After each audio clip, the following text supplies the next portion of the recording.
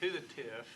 And so those little area, the Glade Road got us out to 121, that little blue area on the 121.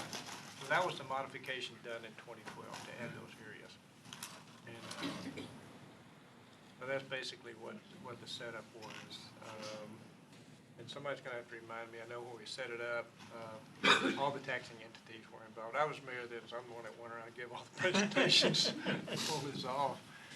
And the county had a financial limit. Hi, Tammy. That will show that you're here. A limit, and so they're no longer contributing. And Did you just say, Mayor? I said the county Oh, the is no county. longer County, contributing yeah. to the TIF because they met their obligation to the contract. And on the extensions in 2012, only the city's participating in that. Is that correct? In TCC. Pardon? TCC. The TCC, yeah. School Okay. district. TCC. Well, there's in 3 sentences the basics of the TIF.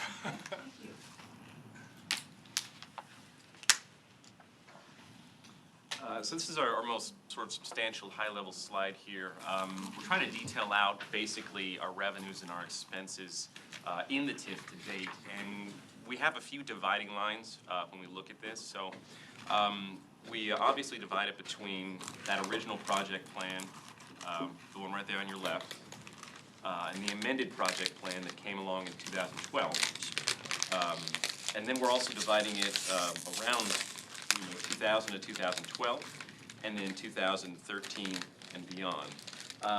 The reason that distinction is important is not only because that's when we adopted the amended plan, but it's also when the hospital district and the county met their participation cap. So it means they haven't participated in years 13 forward. And this is the time frame that the TIF reconciliation that you have in your handout really focuses on, 2013 and beyond. So when we drew this line in 2012, the original project plan had a balance of $8.4 million. It had brought in a total of $38.5 million in revenues and spent $30 million, again for that balance of $8.4 million. And the amended project plan was brand new at that point in time. We moved over city revenues only for that project plan, so we did have a balance of about $6.6 million at the time that we created that. And now since that time, in the original plan, we brought in $23.5 million in revenues, spent $17.8 million in capital projects. And if we add that to the $8.4 million balance we started with in 2012, leads to a remaining FY19 balance of $14.1 million. Following the same math on the amended project plan, we brought in about $10.7 million in revenue and spent about $8.8 million in capital project expenses. When you add our beginning balance to that, you get a remaining year-end total of $8.59 million. And again, remember that since 2012, the original project plan has really solely been funded from GC ISD money, with the amended project plan being funded through city and college district funds. A bit of a history. We have a 5-year working plan for capital projects. The most recent one is attached into your agenda. And we initially first came to that in January of 2018. That's when we presented that.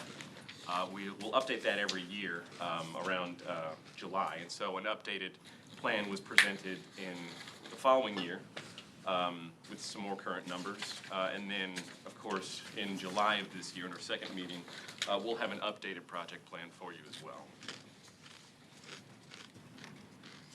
And that is all I prepared for you today. Again, this was a pretty high-level discussion, but we have staff here to discuss any of the handouts or answer any questions that we can. Any comments, Adrian? I think for those that are new to the discussion, I think one important thing to note is the TIF bylaws require an annual TIF board meeting in July. And so we will do that, and that's typically been the meeting where we share the draft kind of new working plan, if you will, because it times out well with the city's budget process, which starts in March. And then we have a series of budget workshops with the city council, including updates to our draft capital improvement program throughout the early summer. So by the time we get to that annual TIF board meeting in July, it's the perfect time to share an update with the TIF board, because at that point, we have our comprehensive citywide capital improvement plan in place, and it's just good to have those processes run concurrently. So this January meeting was kind of a new addition a couple of years ago, just because we felt like once a year was maybe not enough to keep everybody in the loop on everything that was happening, and we wanted to share more of this financial update following the close of each fiscal year. So this January meeting has been a little bit more short and sweet in terms of just providing an update of where we closed the year financially. And then the July meeting will focus on kind of that next 5-year draft working plan. Yeah, I have a question on the page beyond questions. It shows the 5-year plan.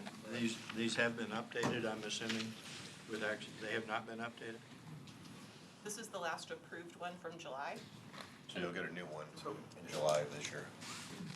Okay. So, so it's in your handout, this 5-year plan is a key document, because it shows you over the years what the projects were, what was spent, and the plans going out. And this will be revised in July? Yes. Yeah. Or before July? Yeah. So if you have specific questions related to projects for the current fiscal year 2020, that middle section on this page in your handout, I know many of you are all familiar, but one of the main projects included in this 5-year plan for the current fiscal year is State Highway 26 improvements. That's for a lot of the beautification work that's planned following the TxDOT roadway reconstruction. Right now, the timeline on that is TxDOT is basically complete with the roadway portion of the work. The city approved a contract, was it November or December? I think it was December, on the kind of more aesthetically pleasing lighting elements, a bit nicer than the TxDOT special basic roadway lights. And those are in production, and we anticipate will be installed in the corridor later this spring. The next kind of improvement that you'll see out in the corridor will be the median and right-of-way beautification. That is something the council just green-lighted us to move forward with construction documents, and so those are currently being prepared and will be out to bid several months from now. So we will hopefully be able to award that late spring and get started on that work later this summer. And then there's also been some vertical elements that have been contemplated to kind of make real nice landmark entryway landmark features for Colleyville, and those would likely be a 2021 project. So that's kind of the biggest ticket item that you see on there. And Mark, you want to share some of the land? So if you look at under FY 2020 as well, there's land acquisition towards the bottom of that list for FY 20. The city is actually under contract to purchase 15 acres at the southwest corner of John McCain and State Highway 26. We are scheduled to close next Tuesday on that land. That is funded through the TIF. So the city will own 15 acres of prime commercial development opportunity within the TIF. And we will look to probably engage a consultant to help us master plan the entire site. Certainly the site will include retail, restaurant, office, as well as likely community open space, trails, stormwater management, all those amenities for that, what we call part of the northern gateway to our community. One of the other items on here that you'll see discusses a recreational center, and so I think this is probably a good time to point out that the TIF working plan, we specifically call it a working plan because not every single project listed in here represents a firm commitment for a project. Its purpose is to serve as a placeholder. As we are now, in fiscal year 2020, we're really in the last, 10 years of the life of the TIF. So we're trying to be very mindful and make sure that all of the TIF funds are used strategically, and that we're kind of keeping our eye on that shot clock, if you will, that's ahead of us. And so this 5-year working plan really helps us understand, and you'll see that we've, at the very last, the second page of that 5-year working plan, We've just put, at a very basic level, taken that all the way out to October 1, 2030, to show, the end of the life of the TIF. So some of the projects in here are just placeholders for discussion, to understand the capabilities and things that could be done. And for example, this rec center discussion, we recently had a citizen survey trying to understand if this is something the community wanted to see in terms of overall improvements. Based on the citizen survey results, I think the general reaction is that there's some that do and then there's some that don't. And we haven't quite reached that tipping point as a community where that's something we're ready to move forward with yet. So we may continue to kind of keep our fingers on the pulse to understand where the community's at on that. But so when you see our working plan in July, that will likely be something that alters or drops off, or it may be a a renovation or something else. But that's just one example of how we do put placeholders in here for things that aren't total knowns, just to keep everything out ahead of us in terms of being able to plan. One of the One other comment, projects. in 2019, if you notice when you came in, the plaza out here in front of City Hall, it was just completed, so that's an item on the 2019 project plan that was done through the TIF. One of the other projects I want to point out, That was on the project Yeah, that plan was from on the beginning. Right in that project plan, correct. Many years. Can you talk about the Entrepreneur Center? before I do that right quick, I just want to point out, on 2020, one of the major projects is Glade Road. That's been a road project that's been talked about for some time, and I just want to point out that that project is actually out to bid right now as we speak. So it's got about 4 more weeks of being out to bid, and then we'll open those bids and we'll award that early spring of this year and begin construction this summer. So that project is happening very, very soon. Mark, before you go into the center, the debt, this is the last year of debt, isn't it? Yeah, it's paid off. Yeah, it is. Six- I think we six- got a six- few more six- years. six- We've got a couple more. No, it's 19 and 20. Yeah, I thought 20 There's is when 2 it was paid pages. off. Oh, you're right. I think that is the last year. That's a major thing for the city, by the way. Absolutely, it is. In 2028, the city will be tax, Totally, yeah, total free. debt free.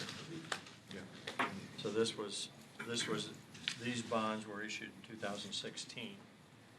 Refunding. Right. And they'll be paid off this year.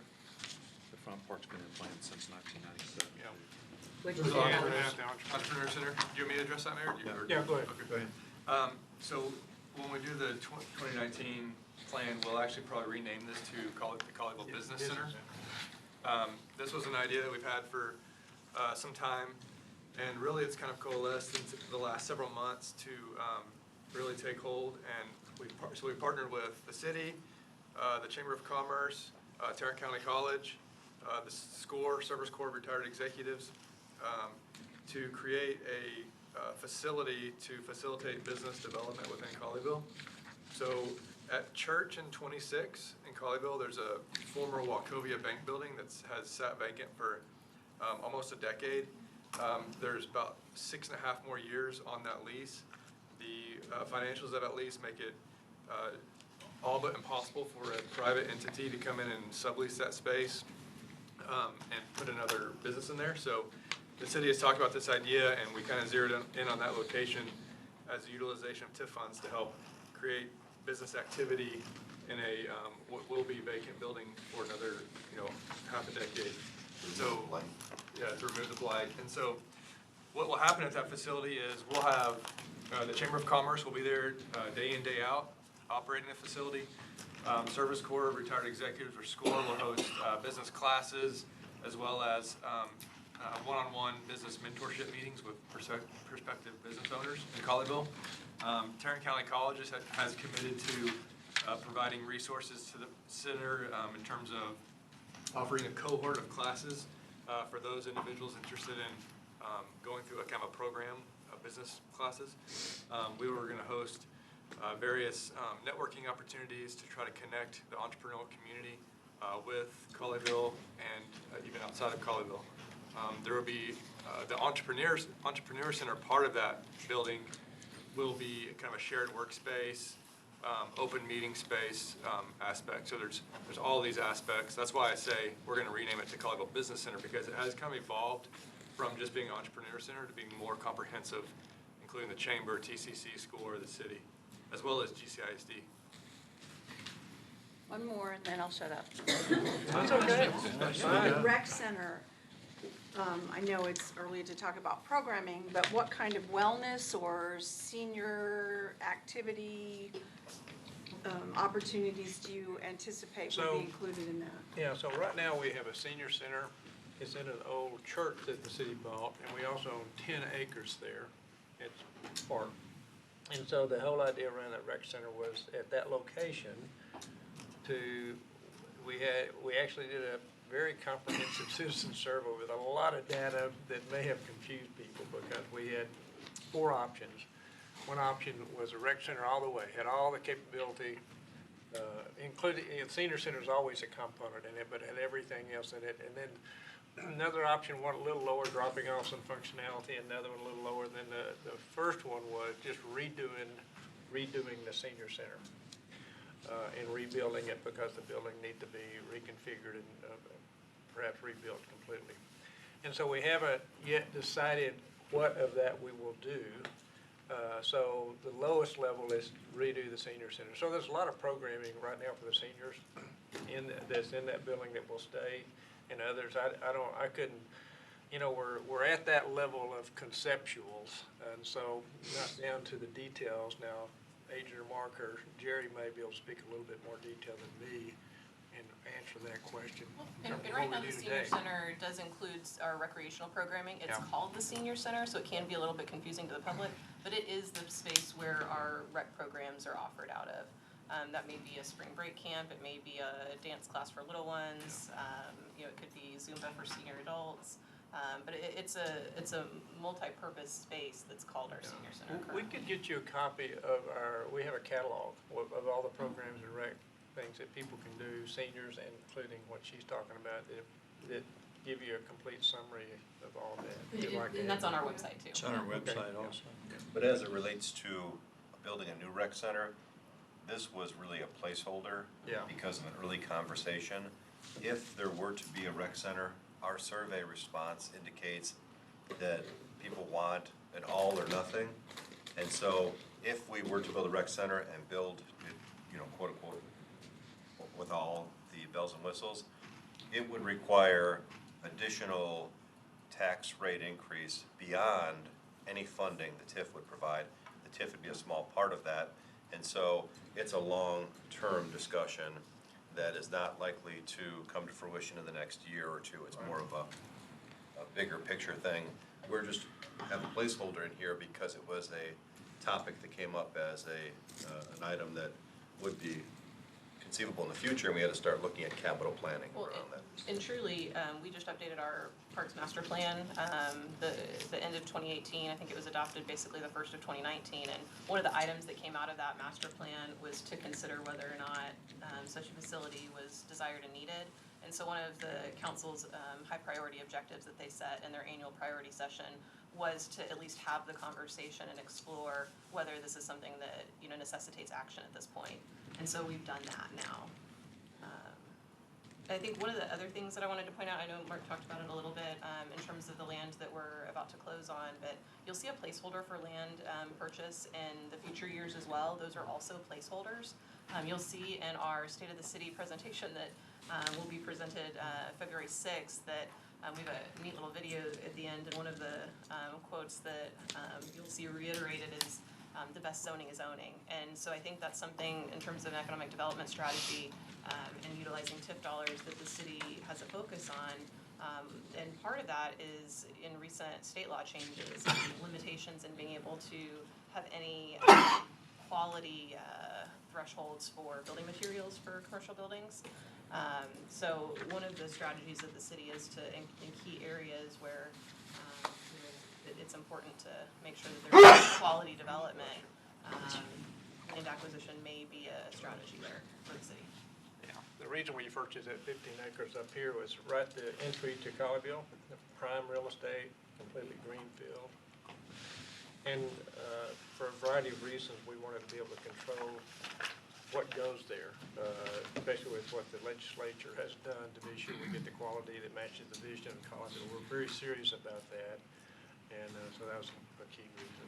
And, you know, and around here, we're blessed in this whole metroplex in Texas.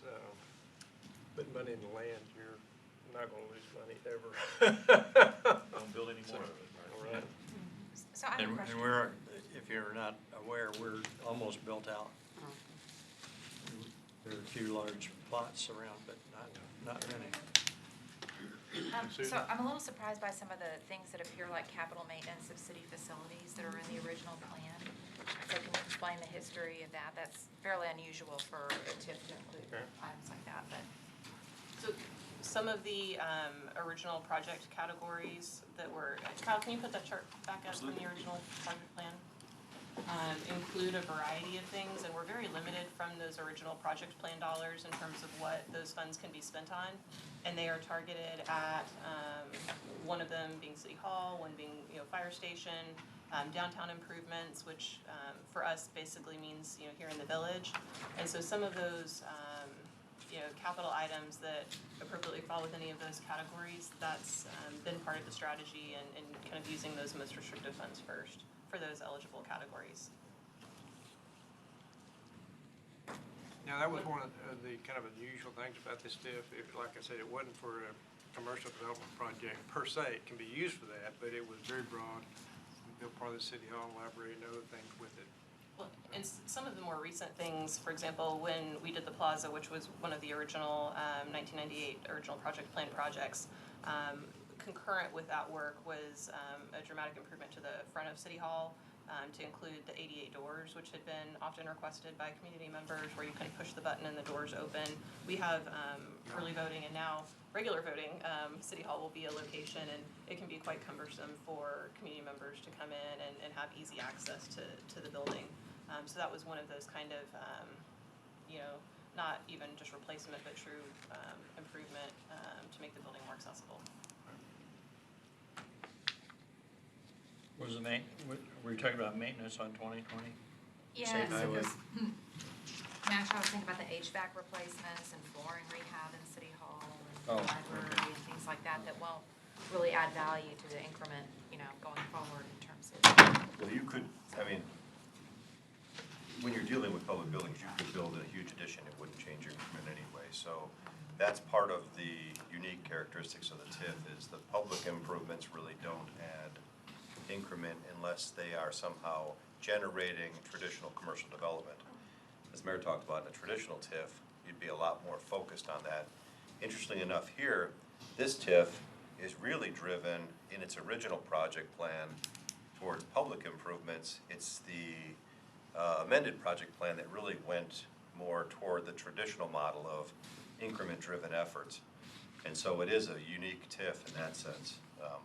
But you're right, the public improvements don't add increment. And so what we did is we tried to identify those that are capital and those that are true maintenance. And so you wouldn't see things like painting, or you wouldn't see things that are true in the sense of maintenance. But anything that's capitalized that falls in those categories, we at least looked at. And I understand that the public improvements don't add to the increment, but they're intended to spur all the other, private investment that happens traditionally. It's just very unusual to see that kind of capital. Well, in a traditional TIF, they are. But if you notice, most of the public improvements that are listed on there really don't follow the traditional TIF model. In a traditional TIF, where your infrastructure is going in, the roads are newly generated or expanded roads to expand a commercial base or a retail base, and or infrastructure to allow for that capacity expansion. This TIF really didn't do any of that. No, I understand all that that's what very we're, well, I think yeah. that's what we're both saying. We sit on all the Very TIF strange. boards Yeah. everywhere. Yeah. And I think that's what we're saying is this, we don't see this anywhere else. Very And strange. If you're using increment financing dollars to do what is basically how business has to go, so why should I give you hospital district money to do your housekeeping? So. So that's a very crass way of Yeah, putting no, it. that's why I emphasize right up front, this is a unique TIF, believe me. And I still remember all those discussions I had. The hospital district was a hard sell. Glad to hear that. The difference. But I sold it, and You know, at that time, here's the logic and rationale. We weren't going after a specific development, commercial development. I've said that. We were going after, hey, we need public buildings. We need libraries. We need city. Right. We need to raise the whole quality and amenities of the city. And if we do that, we can attract businesses much easier. And that's proven to be very true. I would put this TIF up in success against any TIF anywhere I'm aware of, very successful TIF. Because the property values and the whole business has come up dramatically. And I think the things that we've done with it have proven to be true. If we hadn't have done those things, I think Colleyville would not be where we are today.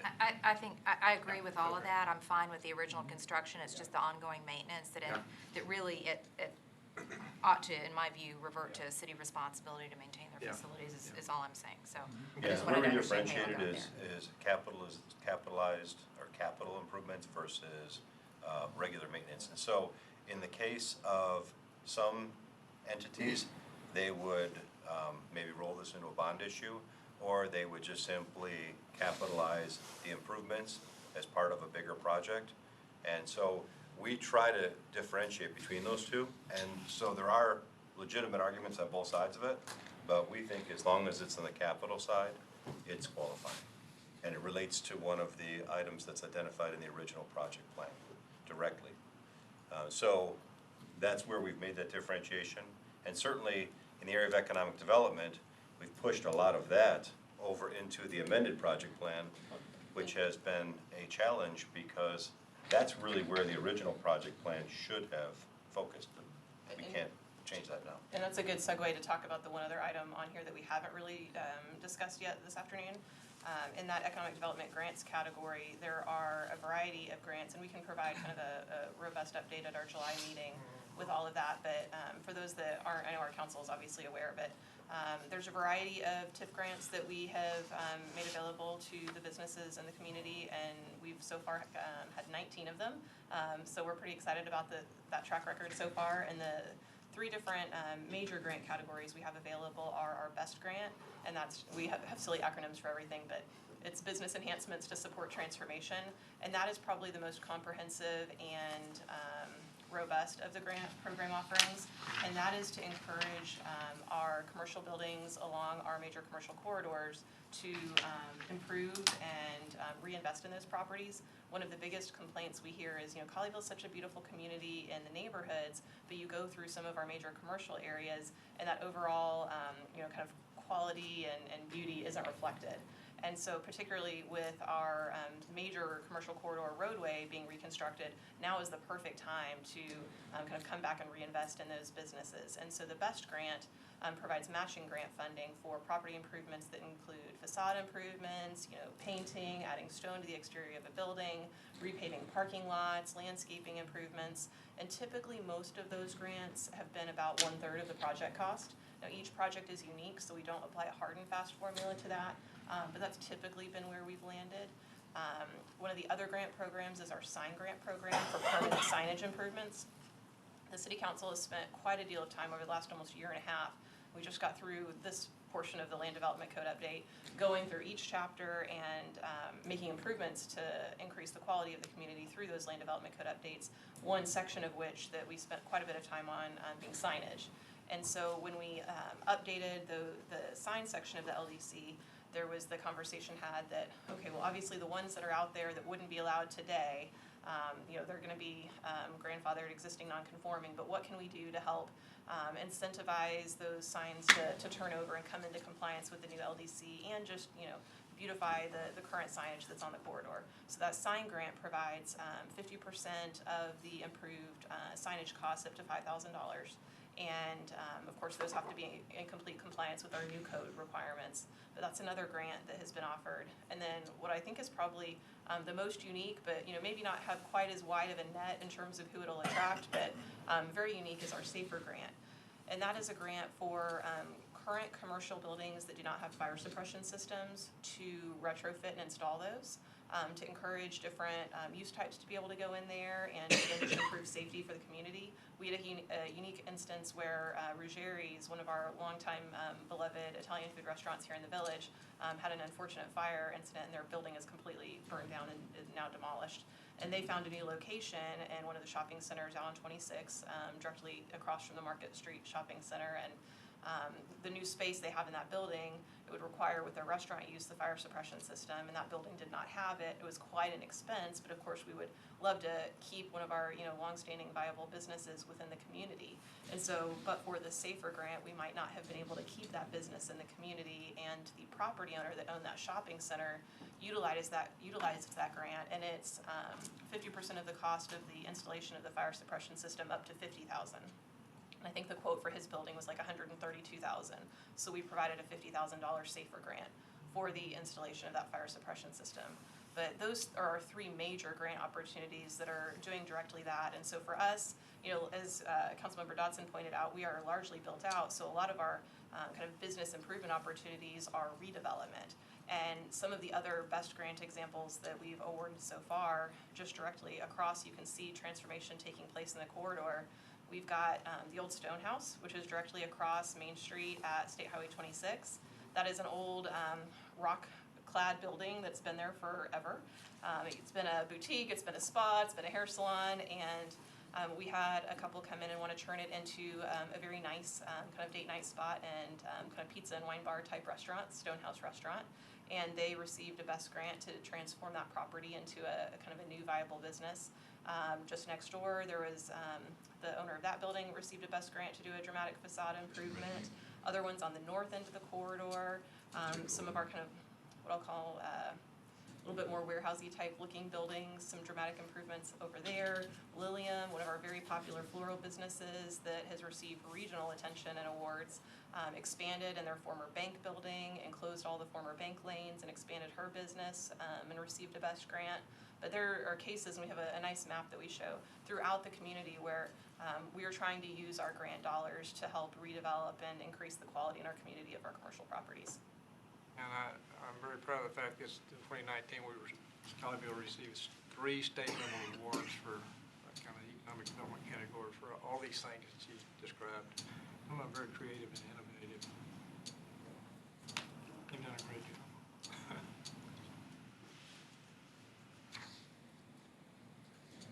I think we've hit most of the highlights on all of the different major categories in the next 5 years, but certainly. But, I know it's tough to sit in these meetings and think of everything. If you get out of this meeting and think of something else, to holler and call, I'm happy to try to give you the information and share it with you.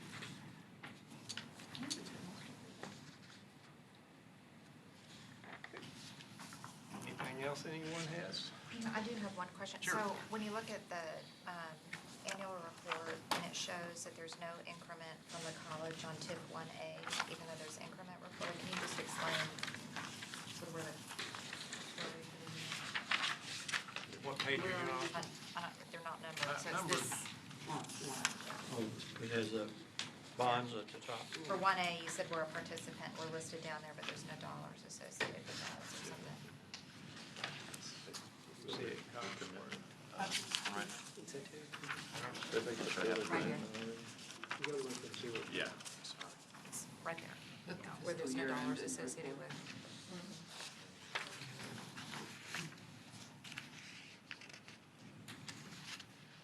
I may need to get back with you Okay, on that. I'm not okay. sure.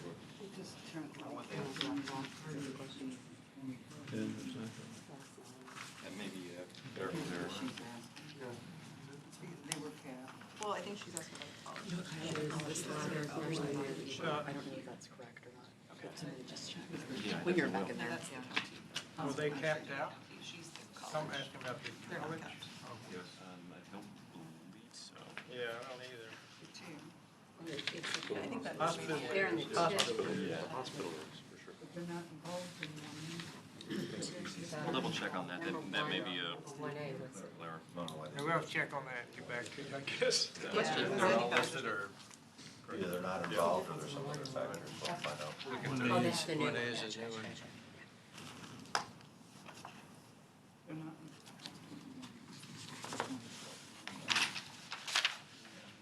Oh, the college.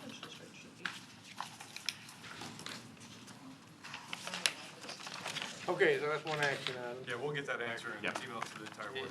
Anything else that we need to follow up on? Anybody else? Okay. Well, the bonding thing will be straightened up this summer, right? So we'll, What, you're talking about the debt? it's now showing 19 and 20 as bond. Yeah, this will be updated in our next, So that it before our should next just- meeting. F-20. Yeah, we'll Yeah. give you a new 5-year capital plan in July. Right, Yeah, okay, so it'll be an updated. George can't wait till then, can you, George? yes, I can. Oh, you can? Okay. Probably let's- work on it like May, so we might have a draft. Okay, get it to him first. Yeah. That's all that's on the agenda. We're happy to talk about anything and continue if we need to, but if there's nothing else anybody wants to bring up, I'm gonna close the meeting. Everybody good? Well, thank you for coming so much. 12:40.